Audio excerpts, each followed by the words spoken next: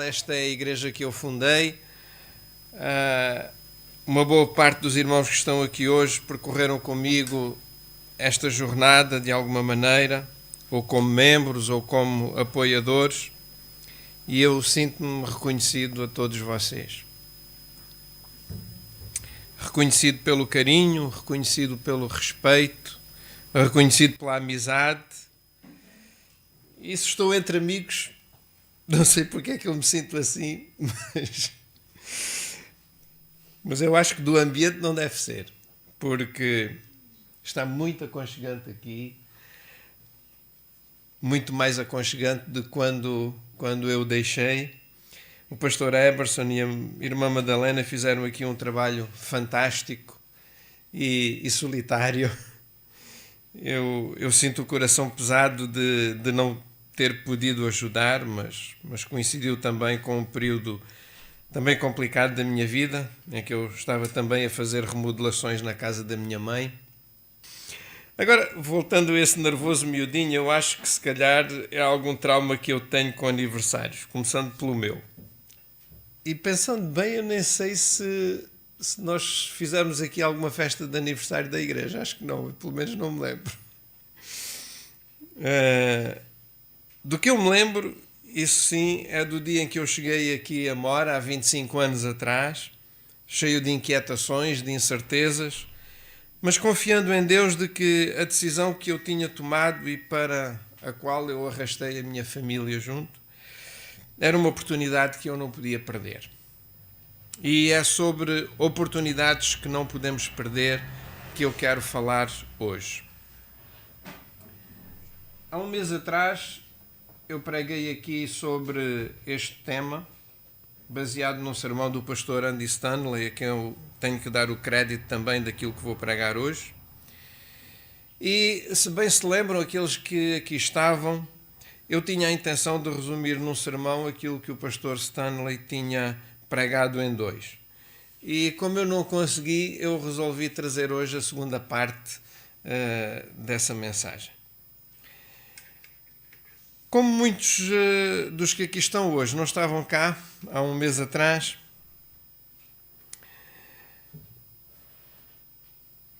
eu sugiro que procurem no YouTube, no canal da igreja, ou se quiserem no meu próprio canal, e assistam à primeira parte. A versão que eu coloquei no meu canal tem lá os slides que foram projetados aqui. E portanto revejam ou vejam aqueles que não viram, mas para contextualizar, para não ficarem assim sem saber o que é que estava antes, o que eu argumentei nesse sermão há um mês atrás foi que a maior parte das oportunidades que nós perdemos na vida são inconsequentes, são oportunidades que, se nós não as aproveitarmos, talvez da próxima vez. Se não aproveitarmos hoje, talvez na próxima.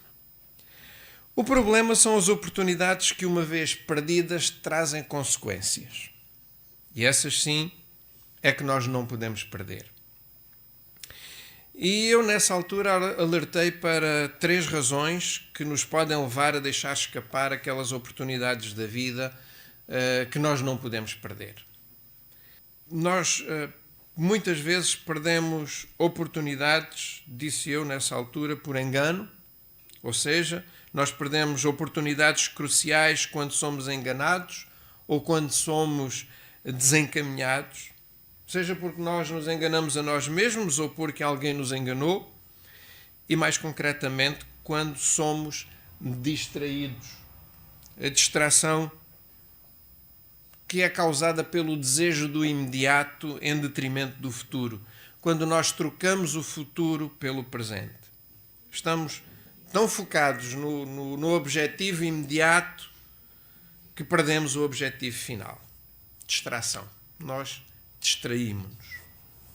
E a terceira razão, porque nós perdemos oportunidades que não devíamos perder, é por pura desobediência. E isso nos levou a tratar de uma coisa que já foi cantada aqui pelo meu irmão e que está meio que fora de moda hoje em dia. nós falámos de pecado. Acho que aqueles que cá estavam devem se lembrar bem disso. E o ponto principal foi este. Se você é cristão, se é um seguidor de Jesus e ignora os ensinamentos de Jesus, vai acabar por perder exatamente aquelas oportunidades que você não queria perder por nada desta vida.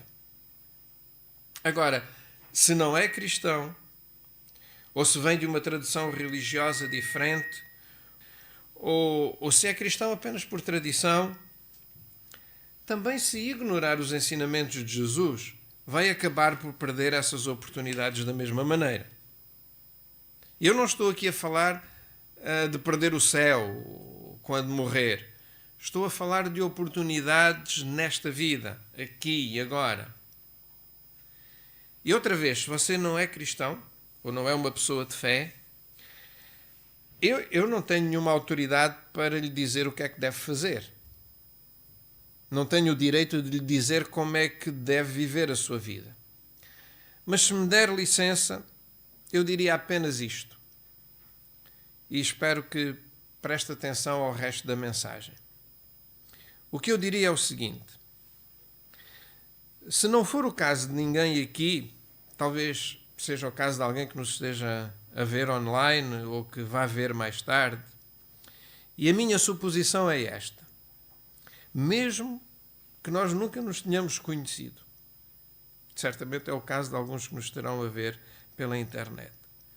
Quase de certeza que se fosse um seguidor de Jesus, na altura em que se arrependeu de ter perdido a sua melhor oportunidade, de certeza que teria evitado essa perda por causa dos ensinamentos de Jesus.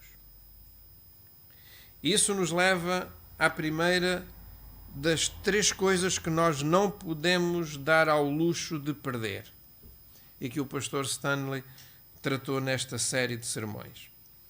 Dessas 3 coisas que nós não podemos perder, eu escolhi esta que vou tratar hoje, porque para mim é aquela que é a razão de eu ter vindo aqui para Mora, há 25 anos atrás, e fundar esta igreja. É a oportunidade de conhecerem Jesus. Não percam essa oportunidade. Não descartem Jesus. E não o façam sem necessidade. Não descartem Jesus sem necessidade. Prestem atenção, eu não estou a falar aqui de igreja.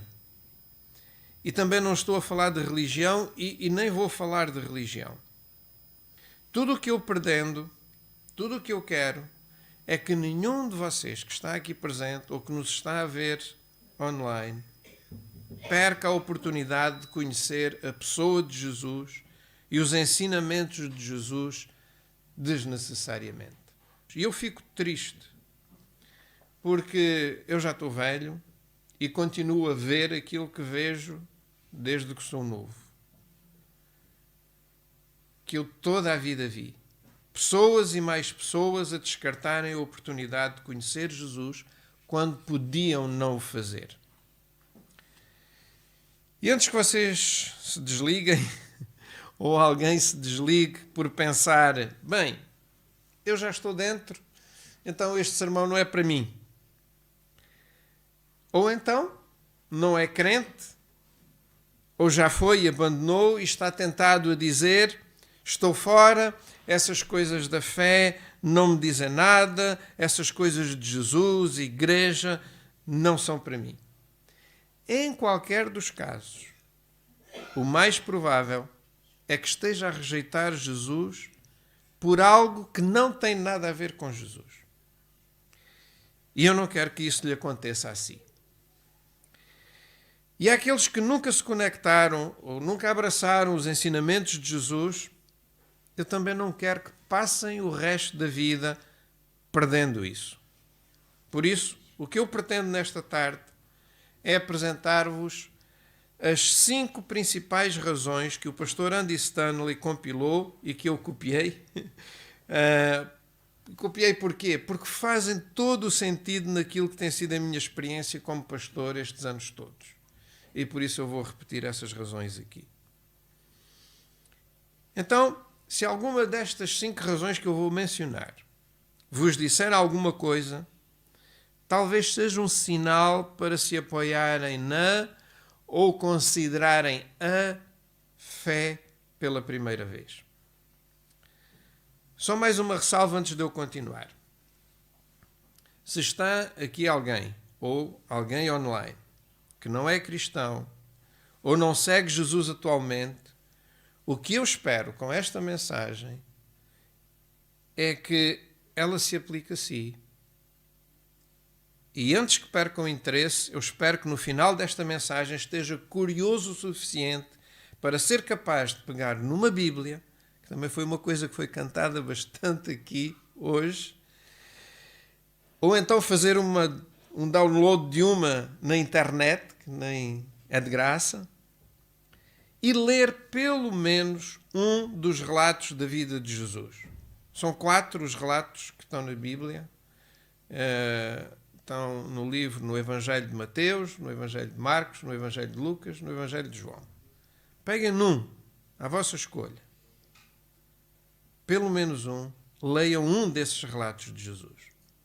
Eu espero que vocês tenham curiosidade suficiente, não necessariamente para ler a Bíblia toda, porque são muitas páginas, mas pelo menos a curiosidade suficiente para dizer, está bem, se eu não posso perder Jesus, então eu tenho que pelo menos ler um dos relatos da vida de Jesus. E para aqueles que são cristãos e a sua fé eventualmente já começou a desfalecer, ou que se afastaram, ou estão a afastar-se, eu espero que façam a mesma coisa. Então, rapidamente, porque o tempo está a passar muito depressa, a primeira razão é esta: não descarte Jesus por causa de uma igreja ou de um líder de uma igreja, incluindo esta igreja e incluindo-me a mim. Não desista de Jesus por causa de uma má experiência com uma igreja, seja ela qual for. E isto acontece com tanta gente.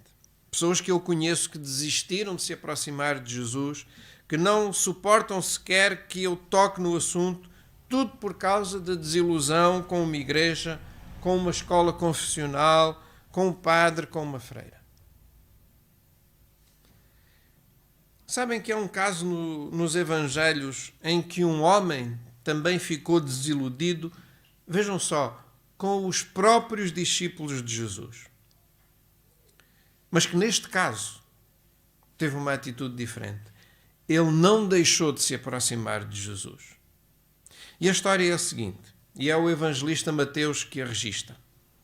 Mateus 17,14 diz assim: quando chegaram, neste caso está a falar de Jesus, Pedro, Tiago e João, quando chegaram àquele lugar, ao lugar onde se encontrava a multidão, veio um homem ter com Jesus e ajoelhou-se diante dele e rogou-lhe: Senhor, tem piedade do meu filho.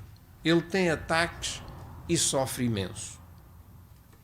Nós não sabemos a idade deste rapaz, só sabemos que tinha ataques e que se magoava a si próprio. Este pai e provavelmente toda a família deviam ter uma carga de trabalhos com este filho e este pai estava desesperado. Provavelmente já tinha experimentado tudo, incluindo o que ele disse a seguir. Já o trouxe aos teus discípulos, mas eles não conseguiram curá-lo. Ficou desiludido com os próprios discípulos de Jesus. Foi lá, eles não conseguiram. E não é assim que nós nos sentimos muitas vezes? Será que já aconteceu com algum de vocês? Eu fui até àquela igreja, até pedi ajuda aos crentes de lá, mas eles não fizeram nada. Já o trouxe aos teus discípulos, mas eles não conseguiram curá-lo. Agora, este relato é fascinante por causa daquilo que acontece a seguir. Os representantes de Jesus tinham desapontado este pai, mas ele não desistiu de Jesus. Ele desistiu dos discípulos, mas não desistiu de Jesus. E o que é que ele fez? Ele esperou por Jesus. E é o que você deve fazer também. Jesus disse a este pai: tragam cá o rapaz. E o que é que Jesus fez? Jesus curou. E o ponto é este. Não descarte Jesus. Não descarte Jesus por causa de uma igreja, por causa de um líder.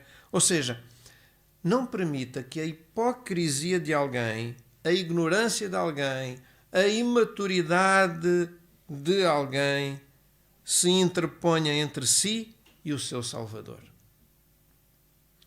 Não faça isso. Segunda razão. Não descarte Jesus por causa de algo perturbador que lhe tenham dito ou ensinado acerca de Jesus. Isto é importante para quem tenha tido uma educação religiosa na sua infância. Se cresceu numa tradição religiosa ou então foi ensinada ou ensinado numa determinada versão do cristianismo, e há tantas versões de cristianismo, então ouviu falar de certas coisas acerca de Deus, acerca de Jesus, mas depois cresceu e tudo o que sabe acerca de cristianismo foi aquilo que aprendeu na sua infância. E aí pensa, isto não faz sentido. Isto não faz sentido para mim. Eu já não acredito nisto. O mundo não funciona assim. E então sente-se tentado a atirar tudo para trás das costas e seguir adiante. Então, o meu desafio para si é este. Você já é adulto. Então, procure por si próprio. Não deixe que as narrativas que lhe contaram na infância, seja de um pastor, de um padre, do líder dos escuteiros, o que for, não deixe que isso o impeça de procurar saber por si próprio. Porque não pegar numa Bíblia ou instalar a app da Bíblia no seu telemóvel, escolher um dos 4 evangelhos e descobrir por si mesmo quem é Jesus. Como é que Jesus representa Deus? O que é que Jesus diz de relevante para os dias de hoje? O que é que ele ensina? E não espere que ninguém lhe diga. Você já é adulto, já sabe escolher por si próprio.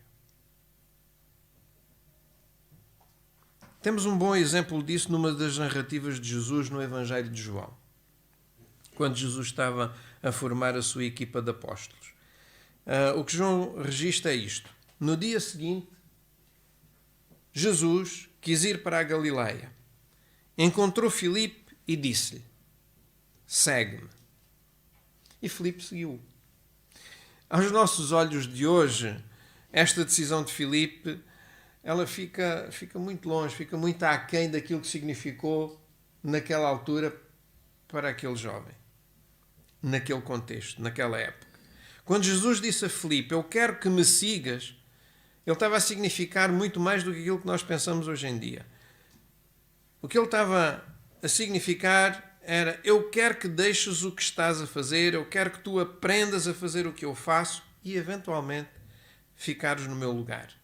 Era assim que faziam os filósofos da altura, foi assim que Jesus agiu também.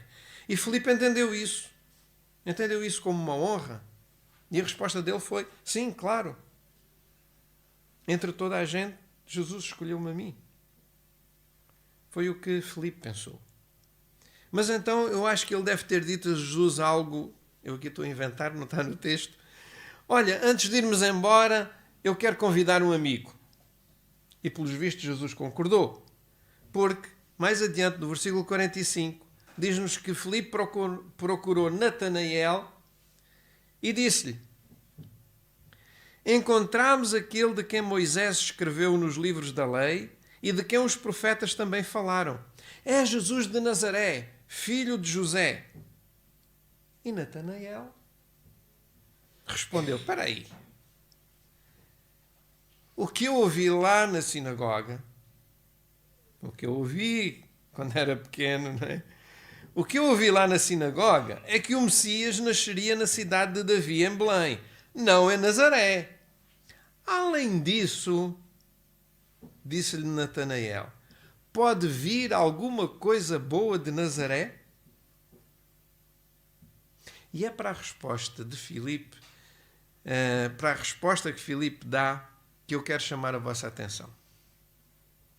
Filipe não apresenta nenhum argumento teológico, não discute sobre onde é que o Messias deveria nascer, ele apenas diz isto: vem e vê. Vem e vê. Ou seja, não interessa o que eu digo. Observa por ti próprio. Vem e vê. E eu digo o mesmo a vocês. A vocês que estão aqui, aqueles que estão lá em casa. Sejam Natanael.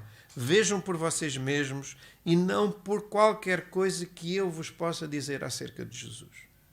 Ou que alguém vos disse acerca de Jesus e que tem sido um obstáculo a examinarem Jesus. Descubram por vocês mesmos. E Natanael encontrou-se com Jesus e concluiu. Olhem o que ele disse. Isto depois de umas coisas que aconteceram antes. Mestre, Rabi, tu és o Filho de Deus, o Rei de Israel. Quando Natanael viu com os seus próprios olhos, disse, opa, só pode ser o Mestre, o Filho de Deus. Vocês depois podem ler os versículos que eu saltei aqui no meio, que levaram Natanael a exclamar, uau, tu és o Filho de Deus. Tu és o Rei de Israel. E esta é uma das primeiras declarações de Jesus como Rei. E aqui está a questão. Natanael quase descartou Jesus por causa de uma preposição. A preposição de. Eu deixei ali a amarelo. Jesus de Nazaré. 2 letras apenas. Quase que ele perdeu o seu encontro com Jesus por causa destas 2 letras. De Nazaré não pode ser. É isso, irmãos. Não percam Jesus por causa de informação em segunda mão. Não percam a oportunidade de ler por vocês mesmos. Não se preocupem em ler a Bíblia toda para já. Eu só espero que vocês fiquem curiosos o suficiente para lerem pelo menos um dos relatos da vida de Jesus, para não descartarem, não perderem Jesus. Vem e vê.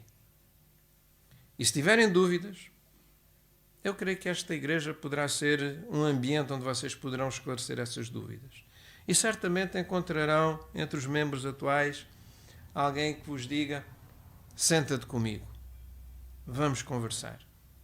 Terceira razão porque as pessoas descartam Jesus. Vou ter que andar mais depressa, vocês já estão a ficar cansados. Não descarte Jesus por causa da sua vida. Não descarte Jesus por causa do que se passa na sua vida. Os problemas pelos quais está a passar não são razão suficiente para não se aproximar de Jesus. Não descarte Jesus por causa dos problemas que se passam no mundo. E são muitos e cada vez mais graves. Os tempos de Jesus não eram melhores do que os nossos. Pelo contrário, especialmente na área da Judeia e Galileia. Eles estavam sob o domínio romano. Eles estavam oprimidos. O nosso rei experimentou a totalidade da vida no seu pior. Acreditem nisto. Injustiça, tragédia, perdas, abuso, foram coisas que não deixaram de estar na mensagem de Jesus. Ele falou sobre todas estas coisas. Pelo contrário, elas foram parte intrínseca da mensagem de Jesus. E ao ler qualquer um dos 4 evangelhos, vamos descobrir que Deus sabe e que Deus se importa. E a razão por que sabemos que Deus se importa é porque, ao lermos os evangelhos, nós descobrimos que Jesus se importava com as pessoas. Ele importava-se com as pessoas que estavam a passar por estes mesmos problemas. E eu creio, embora alguns possam discordar, mas eu penso que além de Jesus, além do ponto de vista que Jesus nos apresenta em termos de quem Deus é e de como Deus é, sem Jesus Sem Jesus só existe dor sem propósito. Sem Jesus só existe tragédia sem redenção. Sem Jesus só existem cinzas e nenhuma beleza. Mas com Jesus, como muitas pessoas aqui,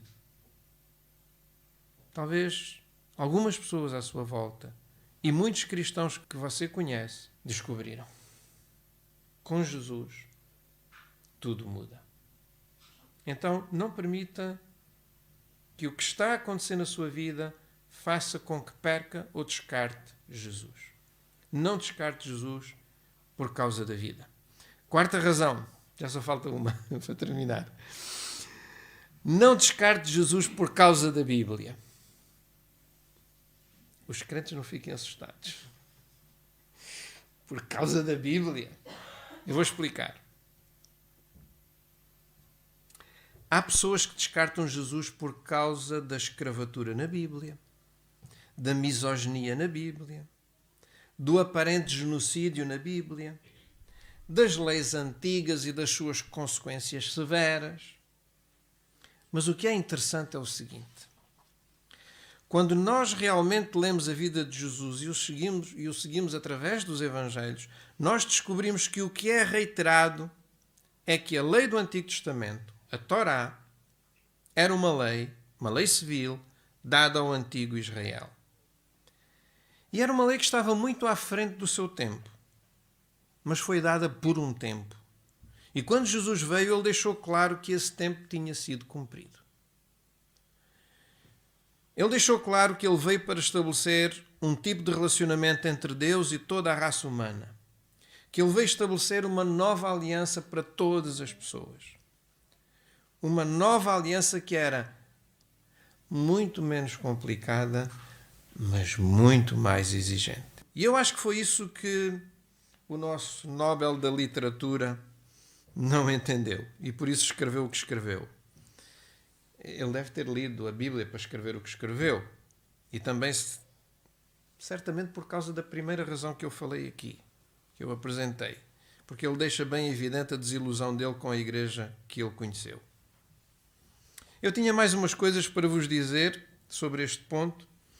Elas estão no Sermão do Monte. Podem ir lá a Mateus e ler. Eu vou saltar para o último tópico, que é: não descarte Jesus. E atenção que isto é super importante, porque os seus discípulos quase cometeram este erro. Não descarte Jesus por causa das coisas duras e ásperas que ele disse. E é com isto que eu quero terminar. Jesus disse coisas muito difíceis e muito pesadas. Tão difíceis de ouvir que os seus 12 discípulos, os apóstolos, uma certa tarde, quase que o abandonaram por causa disso. E quando já todos estavam a ponto de o abandonar, Pedro, o apóstolo Pedro, fez uma pergunta extraordinária. O contexto é que Jesus tinha feito o milagre da multiplicação dos pães para alimentar uma multidão de 5.000 homens, e então afastou-se dali e foi para um certo lugar para descansar. Mas a multidão descobriu para onde é que ele tinha ido e foi, e encontraram-se lá e pediram-lhe outro milagre. Na verdade, o que eles queriam mesmo era a repetição do milagre. E então Jesus decidiu usar este milagre da multiplicação dos pães para vincar um ponto.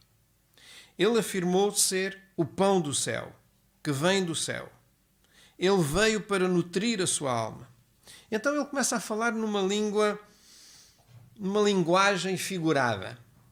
E para dizer a verdade, um bocado estranha. Vejam o que ele diz. Aquele que come o meu corpo e bebe o meu sangue tem a vida eterna.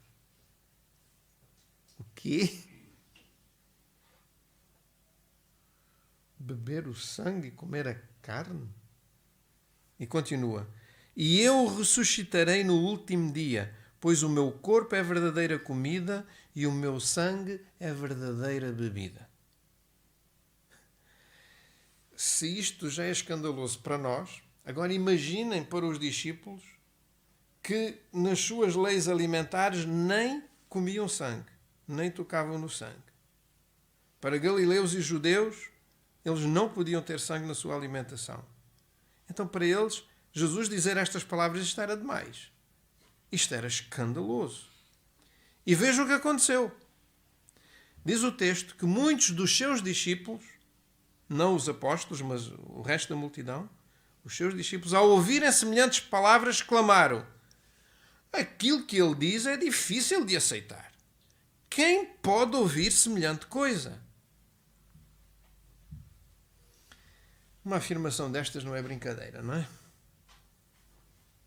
Mas amar os inimigos e orar por aqueles que nos perseguem também não é. E ele também disse isso.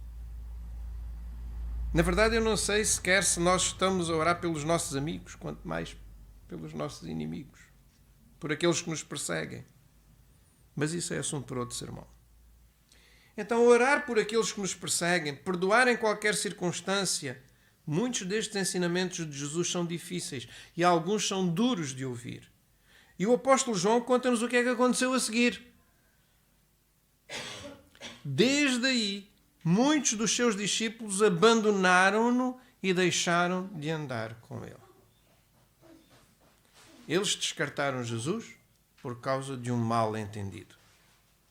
E o que aconteceu a seguir foi uma debandada geral. E até os 12 discípulos, os 12 apóstolos, pensaram duas vezes. Mas como Jesus sabia o que é que ia na cabeça deles, Jesus perguntou: também vocês me querem deixar? Eu imagino o silêncio que se deve ter feito. Os discípulos devem ter ficado a olhar uns para os outros. Eu acho que isto assim não vai lá. Então Pedro, que era assim o mais ousado, pergunta: Senhor, a quem é que havemos de seguir? E agora? Nós não estamos a perceber nada do que estás a dizer e acabamos de perder esta multidão de seguidores. E agora? E acreditem que era bem pior do que perder seguidores do Facebook. Também acontece, não é? Pior que o cancelamento. Agora ficamos só nós os 12, toda a gente abalou. Tinham 5.000 no milagre, homens, fora as mulheres e as crianças. Agora só está a gente. Mas se não fores tu, quem poderá ser? Para quem é que havemos de ir? Se não for Jesus, quem? E esta é a pergunta que devemos fazer antes de descartar Jesus. E Pedro continua: Senhor, a quem havemos de seguir? Só as tuas palavras dão vida eterna, e nós já cremos e sabemos que és o Santo de Deus. Nós já vimos, nós já ouvimos. Tu estás connosco e nós estamos contigo. Nós não vamos embora. Mas a verdade é que eles foram. Não agora, nesta altura, mas mais tarde. Na noite em que Jesus foi preso, nessa noite foi demais. Nessa noite eles abandonaram. Não ficou nenhum só. As parábolas de Jesus já não faziam sentido. Algumas das coisas que Jesus tinha dito não faziam sentido. Eles estavam confusos, sentiam-se enganados, cheios de medo. E nessa hora todos eles abandonaram Jesus. Mas sabem o que é que os trouxe de volta? Sabem o que é que os trouxe de volta? Não foi a capacidade de explicar todas aquelas parábolas, nem aqueles textos difíceis que ele disse, nem a capacidade de entender do que é que ele falava cada vez que abria a boca. O que os trouxe de volta foi um evento: a ressurreição do seu rabino, a ressurreição do seu mestre. E é por isso que a minha missão é fazer tudo o que estiver ao meu alcance para ligar a vossa fé à ressurreição de Jesus. Essa é a minha missão. Foi isso que me trouxe aqui há 25 anos atrás e que me faz com que eu ainda aqui continue. Sem ressurreição, irmãos, o cristianismo é uma religião igual às outras. Sem ressurreição, o cristianismo é uma religião igual às outras. A ressurreição de Jesus foi o que lançou o movimento que nos trouxe a Bíblia anos mais tarde. E o sentido é este. Se Jesus ressuscitou da morte, então você consegue lidar com experiências ruins na igreja. Consegue lidar com líderes corruptos na igreja. Ele ressuscitou Jesus dos mortos. E você tem aí o contexto para a injustiça do mundo. Se Jesus ressuscitou dos mortos, depois de ter sido assassinado na cruz, então você entende que Deus tem compaixão daqueles que enfrentam a injustiça no mundo, assim como teve compaixão pelo nosso Rei e Salvador, ressuscitando dos mortos. E o nosso Rei e Salvador Jesus entende as nossas tentações, entende as nossas tristezas e convida-nos a desfrutar da sua graça, da sua compaixão. Se Ele ressuscitou da morte, então Ele é quem disse que era. Ele é quem alegou ser. Ele é o nosso Rei e Salvador. Então, não descarte Jesus. Siga-o, aprenda dele, aprenda a amar como Ele, a perdoar como Ele, aprenda a fazer pelos outros como Ele. Aprenda a levar em conta as histórias das pessoas antes de julgá-las, como Ele fez. É que no final das contas, seguir Jesus, torná-lo-á melhor e torná-lo-á melhor em tudo o que você fizer. E se ficar curioso o suficiente, se estiver disposto a explorar, se estiver disposto a obter as suas próprias respostas e não a confiar simplesmente no que todos lhes disseram enquanto crescia, se se der a todo este trabalho, de certeza que há de chegar à conclusão de que Jesus é exatamente quem Ele afirmava ser, o seu Salvador e Rei. Por isso, por favor, não descarte Jesus. Não desperdice os 25 anos que eu aqui passei a pregar esta palavra. Não descarte de Jesus. Do fundo do meu coração, não descarte Jesus. Conheça Jesus. Leia pelo menos um dos Evangelhos. E para terminar, eu vou-vos deixar com um curto vídeo do professor Luís Chaião, que eu resolvi acrescentar à minha mensagem porque me apareceu hoje no meu Facebook, hoje de manhã, e que me emocionou e que eu resolvi trazer para vocês para fechar este meu sermão. Que Deus vos abençoe. Deixo-vos com esta pequena palavra do... O Sermão do Monte precisa ser pregado. Então, mas eu acho que é o sintoma da mesma enfermidade de novo. Por quê?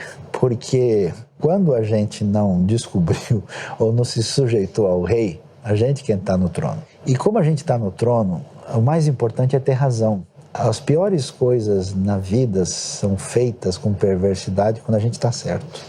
Porque aí você se sente no direito de bater no outro. Então, quando dois brigam no trânsito, quem tinha razão é que sai com mais fúria. O primeiro assassinato da história começou num culto. Caim mata Abel. Então, o que acontece? Eu construí o meu reino, eu sentei num trono, de repente alguma coisa ameaça o meu domínio. Jesus, eu conheço a história da conversão a Cristo de um sujeito que foi criado no terrorismo, aprendendo a matar o tempo todo. E ele queria conhecer o Novo Testamento para espionar a cristandade. Aí ele foi ler Mateus. Aí deu ruim. Ai, que legal. Ele deu o Sermão do Monte. Quando ele leu, ame os seus inimigos e falem bem dos que perseguem vocês, abençoe. Ele nunca imaginou isso como uma possibilidade. Aquilo entrou como uma bomba dentro dele. Uma coisa explodiu. E aí, assim, na palavra dele, eu não conseguia mais me livrar daquilo. Aquilo me atingiu. Quem jamais disse uma coisa dessa? Então, quando você lê as próprias bem-aventuranças são um perigo. E o texto mesmo vacina a gente. Quando ele fala bem-aventurado, a gente imagina, caramba, quando eu for bem-aventurado, nós viveremos felizes forever and ever, amém. Aí o texto diz, olha, Sabe o que vai acontecer? Felizes mesmo serão vocês quando vocês forem mal compreendidos, perseguidos, porque foi assim que fizeram com os profetas antes de vocês. E aí, Jesus continua e diz o seguinte: sabe como é que a gente reage contra o ódio? Vocês são o sal da terra. Vocês não têm como lutar contra o mundo cheio de ódio contra Deus. Vocês só têm que fazer duas coisas: ser sal impedindo o apodrecimento e a destruição do mundo, e sendo luz, trazendo uma santa invasão do reino de Deus na vida das pessoas. Essa é a resposta à perseguição. Então, significa para a gente que a gente precisa ser humilhado diante de Deus. Porque quando a gente, por causa de uma opinião, de uma posição, de uma postura, a gente perde, né, a dimensão do que significa o conhecimento de Deus, perde a dimensão do que significa tudo isso, a gente vai usar o sagrado como ferramenta de manipulação e de domínio para a gente sentar no trono.